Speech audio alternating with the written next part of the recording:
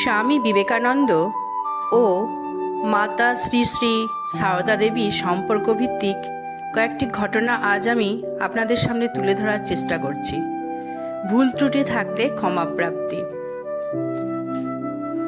নরেন্দ্রনাথ তখন যুবক, সদ্য ঠাকুর শ্রী রামকৃষ্ণের সংস্পর্শে এসেছেন, তবে হৃদয়ের মধ্যে এখনো যুক্তির জটিলতা রয়েই গেছে।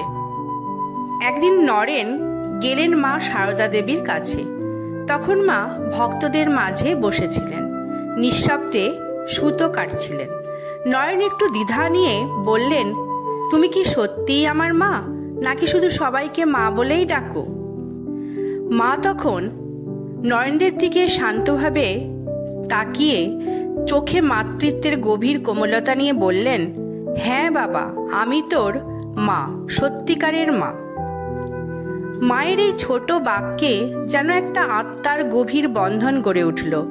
নরেন অবাক, নিশ্চুপ, কিন্তু সেই মুহূর্ত থেকে সারদা মা হয়েও গেলেন তার জাগ্রত মাতৃশক্তি, এক আধ্যাত্মিক আশ্রয়, যার মায়া ও করুণা তাকে জীবনের প্রতিটি সংগ্রামে শক্তি জুগিয়েছে।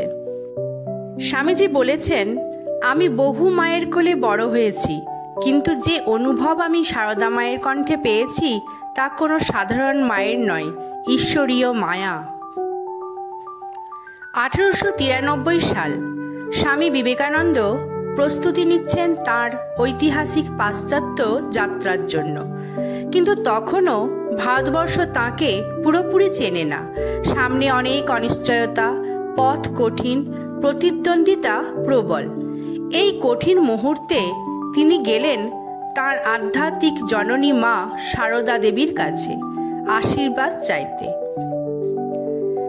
স্বামীজি মা সারদার পায়ে প্রণাম করে বললেন, মা, আশীর্বাদ করো, আমি যেন দেশের সেবা করতে পারি। তখন সারদা মা তাঁকে কপালে হাত বুলিয়ে স্নেহ ভরে বললেন, যা বাবা, মা তোর সঙ্গে আছেন, ভয় কিসের? মায়ের এই একটি বাক্য স্বামী বিবেকানন্দের মনের সমস্ত দ্বিধা দূর করে দিলেন। এই কথায় পরে তিনি বারবার স্মরণ করেছেন, যখন বিদেশে একাকিত্ব, শীত, অভাব বা বিরোধিতা এসেছে। পরে স্বামীজি বলেছিলেন, আমি একা ছিলাম না, সেই কণ্ঠস্বর আমার হৃদয়ে ছিল, মা তোর সঙ্গে আছেন, সেটাই ছিল আমার শক্তি। স্বামী বিবেকানন্দ তখন পাশ্চাত্য দেশে, একদিকে ভাষা ও সংস্কৃতির ভিন্নতা, অন্যদিকে বিরোধিতা, দারিদ্র্য ও একাকিত্ব। তার মন মাঝে মাঝে দ্বিধাগ্রস্ত ও ক্লান্ত হয়ে পড়েছিল। এই সময় এক চিঠিতে তিনি মা সারদাকে নিজের ভেতরের উদ্বেগ ও ক্লান্তির কথা জানান। তখন মা সেই চিঠির উত্তরে লেখেন, তুই তো তার ধন, তুই কেন এত ভাবিস? যা, নিজের কাজে লেগে যা, মা সব ঠিক করবেন। তার ধন মানে ঈশ্বরের ধন। এই কথায় স্বামীজির হৃদয় ভরে ওঠে। তিনি যেন একবারে চাঙ্গা হয়ে ওঠেন এবং তার মধ্যে নবচেতনার জাগরণ ঘটে। পরে স্বামীজি লিখেছিলেন, মায়ের এই দুটি বাক্য, তুই তো তার ধন, আমায় এমন শক্তি দিয়েছে যেন আমি মহাসাগর পেরিয়ে যাই পর্বতের মতো। শ্রী শ্রী মা সারদার আশ্বাস শুধু স্নেহ নয়, এক মহাশক্তির উৎস। স্বামীজির কর্মজীবনের ভিত ছিল এই মাতৃশক্তির বিশ্বাস। স্বামী বিবেকানন্দ একদিন তার ঘনিষ্ঠ শিষ্যদের নিয়ে গভীর আলাপ করছিলেন মা সম্বন্ধে, সারদা দেবীর আসল পরিচয় নিয়ে। শিষ্যদের অনেকেই তখনও মা সারদাকে শুধুমাত্র ঠাকুরের সহধর্মিণী ও মাতৃসুলভ নারী রূপেই জানতেন। একসময় স্বামীজি হঠাৎ বলে ওঠেন, তোমরা জানো না মা কে? মা সারদা দেবী কালী মায়ের জীবন্ত মূর্তি। এই কথায় শিষ্যরা চমকে যান। কেউ কেউ ভাবতেও পারেননি মা সারদার এইভাবে ঈশ্বর রূপ প্রকাশ হতে পারে। তখন স্বামীজি বললেন, আমি চোখে দেখেছি, অনুভবে পেয়েছি। ঠাকুর যেমন ছিলেন সত্যরূপ, মা তেমনই ছিলেন শক্তিরূপ। ঈশ্বরের দুই রূপ, জ্ঞান আর করুণা। মা হচ্ছেন করুণার মূর্তি। এই প্রথমবার অনেক শিষ্য সরাসরি উপলব্ধি করেন যে শ্রী শ্রী মা সারদা দেবী শুধুমাত্র এক মাতৃসত্তা নন, তিনি এক দেবী সত্তা। স্বামীজি নিজেই ছিলেন তাঁর শক্তি প্রকাশের প্রধান বাহক। স্বামী বিবেকানন্দ ছিলেন মা সারদার মহিমা প্রচারে প্রথম ও প্রধান পুরুষ। মা সারদার আধ্যাত্মিকতা ছিল অন্তর্জগতে, আর স্বামীজি সেটাকে বিশ্বজগতে পৌঁছে দেন। 1893 সালের আগে স্বামী বিবেকানন্দ তখন সিদ্ধান্ত নিচ্ছেন তিনি আমেরিকায় ধর্মপ্রচার করতে যাবেন কিনা। পথ পরিষ্কার নয়, টাকা নেই, সমর্থন অল্প, আর অনেকেই বলছে তুমি কেন যাবে পাশ্চাত্যে। স্বামীজির নিজের মনেও একরকম সংশয় ছিল। তিনি ভাবছিলেন, ঠাকুর কি আমায় আদেশ দিতেন, আমি কি আদৌ যোগ্য? ঠিক সেই সময় তিনি চলে গেলেন মা সারদার কাছে, শান্ত, স্থির, অপ্রতিরোধ্য সেই মহামায়ার কাছে। স্বামীজি মাকে বললেন, মা আমি কি যাব? আমার নিজেরও ঠিক বুঝে উঠতে কষ্ট হচ্ছে। তখন সারদা মা তখন স্নেহভরা দৃষ্টিতে তাকিয়ে বললেন, নরেন তুই যাবি, কারণ তুই কারো ক্ষতি করিস না, তোর মন পবিত্র, যা, মা তোর সঙ্গে আছেন। এই আশ্বাসের পর স্বামীজির মন একেবারে নিশ্চিত হয়ে যায়। তিনি আমেরিকাগামী হন এবং ইতিহাস সৃষ্টি করেন। মা সারদার অন্তর্জ্ঞান, তাঁর আস্থাময় দৃষ্টি ও একটি আশীর্বাদময় বাক্য, এটাই স্বামী বিবেকানন্দের কর্মজীবনের একটি মোড় ঘুরিয়ে দেয়। স্বামীজি একাধিকবার বলেছিলেন, আমার সাহস, আমার বিশ্বাস সব কিছু এসেছে মায়ের আশীর্বাদ থেকে। তোর চোখের দিকে তাকালেই ঈশ্বরের দেখা পায়। এটি সেই সময়ের কথা যখন স্বামী বিবেকানন্দ পাশ্চাত্যের সাফল্যের সঙ্গে ধর্ম প্রচার করছেন। তাঁর খ্যাতি আকাশ ছুঁয়েছে, দেশ বিদেশের মানুষ তাঁকে ঈশ্বর পুরুষ বলে মেনে নিচ্ছে। তাঁর শিষ্য, ভক্ত এবং আত্মীয়রা খুশি হলেও মা সারদা দেবী ছিলেন বরাবরের মতো শান্ত ও নির্মোহ। কিন্তু একদিন তিনি একটি আশ্চর্য কথা বলেন, যা তাঁর হৃদয়ে স্বামী বিবেকানন্দের স্থান বোঝায়। এক ভক্ত মা সারদার পাশে বসে স্বামী বিবেকানন্দ সম্পর্কে প্রশ্ন করলেন, মা আপনি কি নরেনকে ঈশ্বর রূপে দেখেন? তখন মা হেসে গভীরভাবে বললেন, তোর চোখের দিকে তাকালেই ঈশ্বরের দেখা পায়, ওর চোখে সেই জ্যোতি আছে। মায়ের এই একটি বাক্যে মা সারদা দেবী যেন স্বামী বিবেকানন্দের আসল পরিচয় প্রকাশ করে দেন। তিনি শুধু এক পুত্র, শিষ্য বা সন্ন্যাসী নন, তিনি স্বয়ং ঈশ্বরের রূপ। শ্রী শ্রী মা সারদা দেবী তাঁর জীবনভর সরাসরি কখনো নিজেকে বা তাঁর প্রিয়জনদের ঈশ্বর রূপে প্রচার করেননি, কিন্তু যে কয়েকটি সময় তিনি এই রকম বলে ফেলেছেন সেগুলোই তার আধ্যাত্মিক দৃষ্টির সর্বোচ্চ প্রকাশ। একজন মা যখন ঈশ্বরকে চিনতে পারেন তার পুত্রের চোখে, তখন তা হয় ভক্তি, ভালোবাসা এবং জ্ঞান, এই ত্রয়ীর এক অপূর্ব মেলবন্ধন। স্বামী বিবেকানন্দ তখন পাশ্চাত্য থেকে ফিরেছেন। অনেকেই তাঁর সাফল্যে গর্বিত, কিন্তু কেউ কেউ ঈর্ষান্বিত।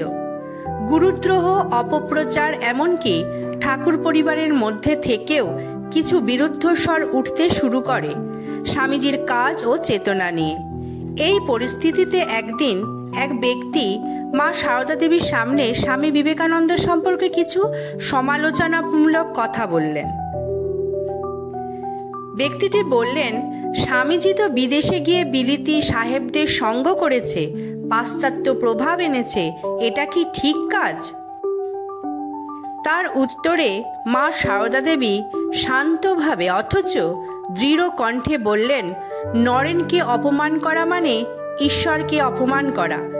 ঠাকুর নিজে তাকে পাঠিয়েছেন, তিনি যা করেছেন ঠাকুরই করাচ্ছেন। মায়ের এই কথায় সমালোচক নিস্তব্ধ হয়ে যায়। উপস্থিত সকলেই বুঝে যান মা কাকে কি রূপে দেখেন। শ্রী শ্রী মা সারদা দেবী তেমনই ছিলেন, একজন নারী, তিনি নীরবে সহ্য করতেন, কিন্তু কখনো কখনো যখন সত্যকে রক্ষা করতে হতো তখন ঈশ্বরের কণ্ঠস্বর হয়ে উঠতেন। স্বামী বিবেকানন্দের মহত্ব রক্ষায় তিনি ছিলেন এক অন্তর্যামী রক্ষা কবচ। একবার মা সারদা দেবীর ঘরে কয়েকজন ঘনিষ্ঠ শিষ্য ও ভক্ত এসেছেন। তারা আলোচনা করছেন ঠাকুরের শিষ্যদের নিয়ে কে কেমন, কে কতটা ভক্ত, কার চরিত্র কেমন ইত্যাদি। প্রশ্ন এলো, ঠাকুরের এত শিষ্যের মধ্যে মা কাকে সবচেয়ে আপন মনে করেন? এক ভক্ত মাকে সাহস করে জিজ্ঞাসা করলেন, মা, আপনাকে তো ঠাকুরের অনেক শিষ্য মা বলে ডাকেন, কিন্তু আপনার কাছে কি কেউ আলাদা না বিশেষ? মা তখন এক মুহূর্ত চুপ করে থেকে ধীরে কিন্তু দৃঢ়ভাবে বললেন, আমার নরেন আলাদা, ও আলো, ও জ্যোতি, ওর তুলনা নেই, ও আমার চোখের তারাই বসে আছে। মা সারদার চোখে নরেন ছিলেন শুধুই শিষ্য বা ভক্ত নন, তিনি ছিলেন জ্যোতির্ময় এক আত্মা, যার মধ্যে ঠাকুরের শক্তি, জ্ঞান ও সাহস একত্রে জ্বলজ্বল করছিল। স্বামী বিবেকানন্দ তখন তাঁর বিভিন্ন সামাজিক ও আধ্যাত্মিক কাজ নিয়ে ভারতের বিভিন্ন স্থানে ঘুরছেন। কখনো বিদ্যালয় স্থাপন, কখনো দরিদ্র সেবা, কখনো বক্তৃতা, আবার কখনো সংঘ গঠনের চেষ্টা। একসময় তিনি কিছু প্রতিবন্ধকতার মুখে পড়েন।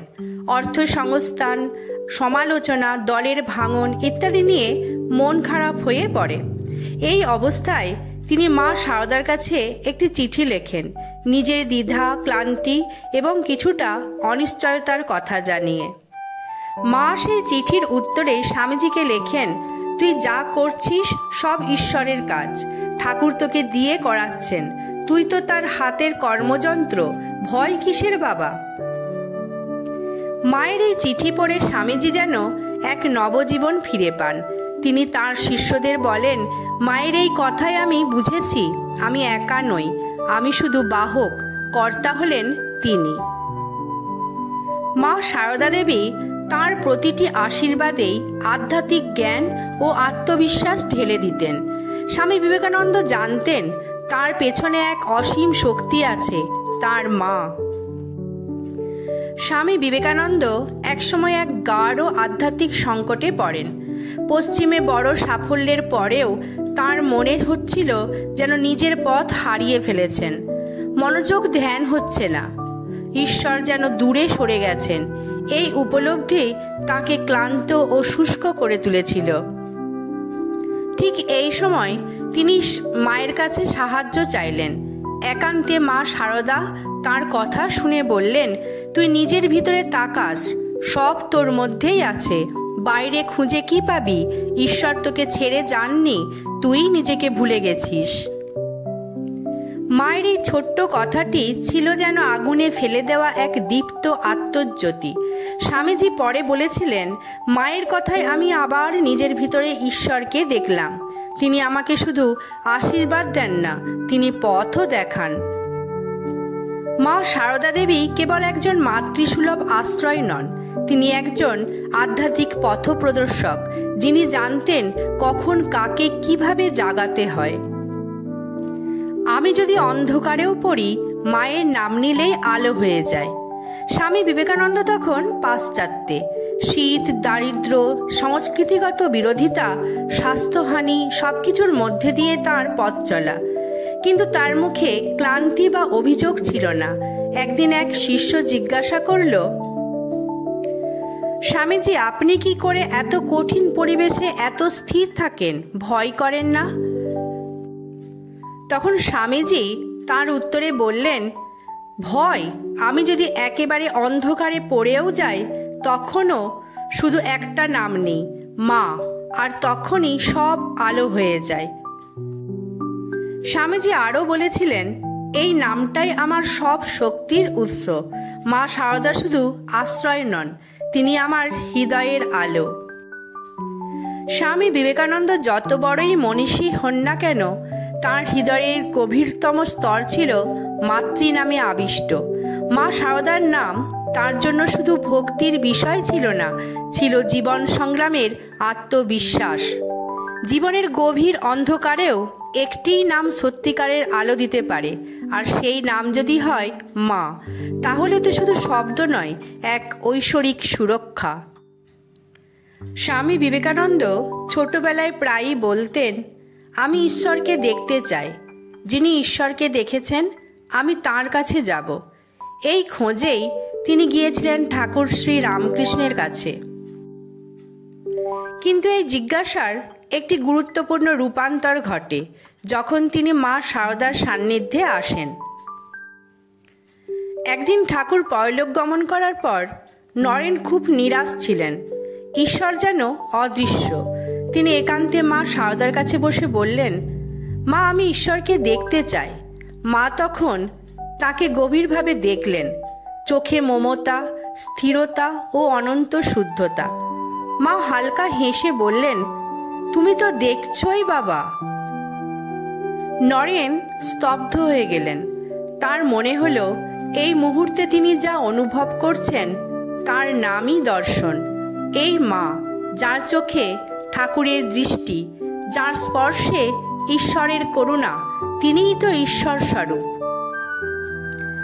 স্বামী বিবেকানন্দ বুঝেছিলেন ঈশ্বরকে খুঁজে বেড়াতে হয় না।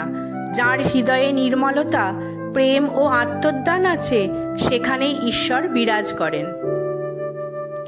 একবার দক্ষিণেশ্বর ও বেলুড়ের মাঝে ভক্তদের মধ্যে আলোচনার সময় একজন মহিলা ভক্ত মা শারদা দেবীর কাছে জানতে চাইলেন, আপনার অনেক শিষ্য, ভক্ত ও সন্তানের মধ্যে আপনি কাকে সবচেয়ে বেশি ভালোবাসেন? মা তার উত্তরে বললেন, ভালোবাসা তো সবার জন্যই আছে, মা তো সবাইকেই ভালোবাসেন। কিন্তু এই বলে তিনি একটু থামলেন। তারপর মৃদু গলায় বললেন, ও নরেন শুধু প্রিয় নয়, ও আমার হৃদয়ের আলো। আমি ওকে অন্যভাবে দেখি। এই কথাটা বলার সময় মায়ের চোখ দুটি চিকচিক করছিল, যেন ভেতরে হাজার বছরের স্মৃতি আর মাতৃভক্তির এক গূঢ় রহস্য লুকিয়েছিল। মা শারদাময়ীর জীবনে নয়নের স্থান ছিল একান্ত, অপূর্ব ও আলোকময়। তিনি তার সমস্ত মাতৃভক্তি, ঈশ্বরানুভূতি ও আধ্যাত্মিক শক্তিকে স্বামী বিবেকানন্দের মধ্যে অনুভব করতেন। 1902 সালের 4 জুলাই এই দিনটি ছিল স্বামী বিবেকানন্দের মহাসমাধির দিন। তিনি আগেই অনুভব করেছিলেন তার দেহত্যাগের সময় ঘনিয়ে এসেছে। তার মধ্যে এক অদ্ভুত শান্তি, প্রস্তুতি ও ঈশ্বর স্মরণ চলছিল। সেই দিন সকালে তিনি বলেছিলেন, আজ আমার জন্মদিন নয়, তবে এটা আমার সত্যিকারের দিন, আমি যাব। সেদিন সন্ধ্যায় কিছুক্ষণ ধ্যান করে স্বামীজি হঠাৎ উঠে দাঁড়ালেন। এক শিষ্যের দিকে তাকিয়ে মৃদু হাসলেন এবং বললেন, মা ডাকছেন, তার কাছেই যাব। এর কিছুক্ষণের মধ্যেই শান্তভাবে, স্থিরভাবে, ধ্যানরত অবস্থাতেই তিনি দেহত্যাগ করেন। মহাসমাধি। এই ঘটনাটি কেবল মৃত্যু নয়, এটি এক মহাজীবনের শেষ অধ্যায়, যেখানে যাত্রার অন্তিম গন্তব্য মা শারদার দিকে। শারীরিকভাবে না হলেও স্বামী বিবেকানন্দের অন্তর, আত্মা ও দৃষ্টিতে সেই মায়েরই প্রতিচ্ছবি ছিল, এবং শেষ মুহূর্তেও তিনি যার কোলে ফিরলেন তা একটি মা। আমার ভিডিওটি আপনাদের কেমন লাগলো অবশ্যই একটি কমেন্ট করে জানাবেন। আর সবাই ভালো থাকবেন। ধন্যবাদ।